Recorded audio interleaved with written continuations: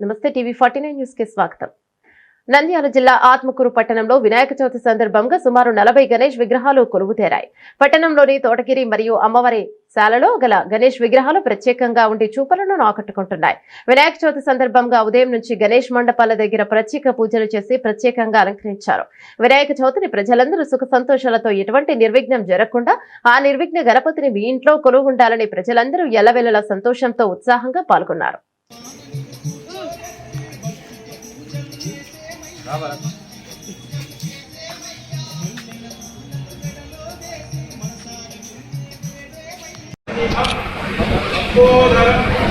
విశాలాక్షం వందేహం గణనాయకం గజాననం భూత గణాది సేవితం ప్రవిష్ట జంతు అలచారు భక్షణం వాస్తం భోగ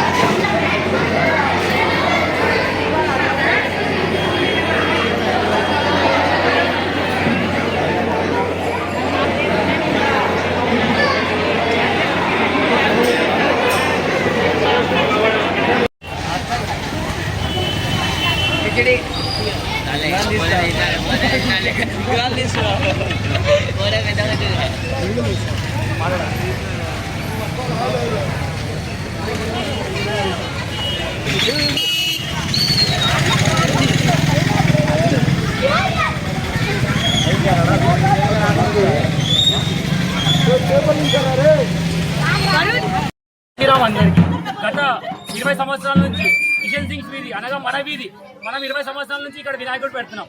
అందరం ఎట్లా చేస్తున్నాం, అందరం ఐకమత్యంగా చేసుకుంటున్నాం. ఎప్పుడైనా హిందువులు అందరం అనేది ఐకమత్యంగానే ఉండాలి. మనలో కొట్టాటం లేకుండా 20 సంవత్సరాలుగా మా పెద్దల నుంచి మా వరకు, మా నుంచి మా పిల్లల వరకు ఇట ఎప్పుడు పోతూనే ఉంటుంది అని అందరూ రేపు అన్నదానం ఉంది, అందరూ వచ్చి అన్నదానాలు పాల్గొని ఈ విజయాన్ని ఇంకా విజయంగా చేయాలి. మనం అందరికీ జై శ్రీరామ్, జై బోలో గణేష్ మహారాజ్ కి. ఆత్మకూరు ఏకలవ్య నగర్ ఓం శక్తి గణేష్ మండపం తరపు నుంచి మనము ఎంతో గణనీయంగా మనం 9 సంవత్సరాల నుంచి మన గణేషుని ఇక్కడ నిలుపుకుంటున్నాము. చాలా సామరస్యంగా, చాలా సంతోషంగా, చాలా ఆనందకరంగా మనం జరుపుకుంటున్న ఈ గణేష్ మండపాన్ని ఓం శక్తి గణేష్ మండపం మనది. ఇక్కడ వచ్చేసి మనకు మన భక్తజనం కానీ, మన భక్తజన బృందము, మన గల్లీ వాళ్ళు మనకు వచ్చేసి చాలా గణనీయంగా మనకు సాయం చేయడం కానీ, మనకు వచ్చేసి ఒక చందాలు ఇవ్వడం కానీ చాలా బాగా జరుపుకుంటున్నాం మనం. చాలా బాగుంది ఇది. ఇంకోటి ఏంటంటే ఇక్కడికి వచ్చేసి మన హిందూ ప్రజలే కాదు, మన ముస్లిం సోదరులు మనకు వచ్చేసి మొక్కుకోవడం కానీ, ఇక్కడికి వచ్చి మనకు చందాలు ఇవ్వడం, సాయం చేయడం కానీ చాలా బాగా జరుగుతుంది. ఒక మత సామరస్యానికి మనం ముందుండి నడిపించాలని చెప్పేసి జై శ్రీరామ్, జై శ్రీరామ్, జై బోలో గణేష్ మహారాజ్ కి.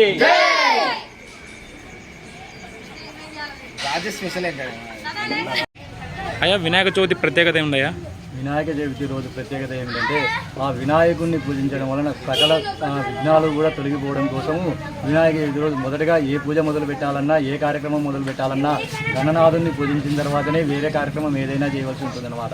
ఎందుకనగా ఎటువంటి విఘ్నాలు కలగకూడదంటే ఆ విఘ్నేశ్వరుని పూజించడం వలన ఎటువంటి విఘ్నాలున్నా ఆ విఘ్నాలన్నీ తొలగిపోవడం కోసము ఈ వినాయక చవితి అనే విఘ్నేశ్వరుని పూజ అనేది చెప్పేసి ముందుగా జరుపుకోవాల్సి ఉంటుంది.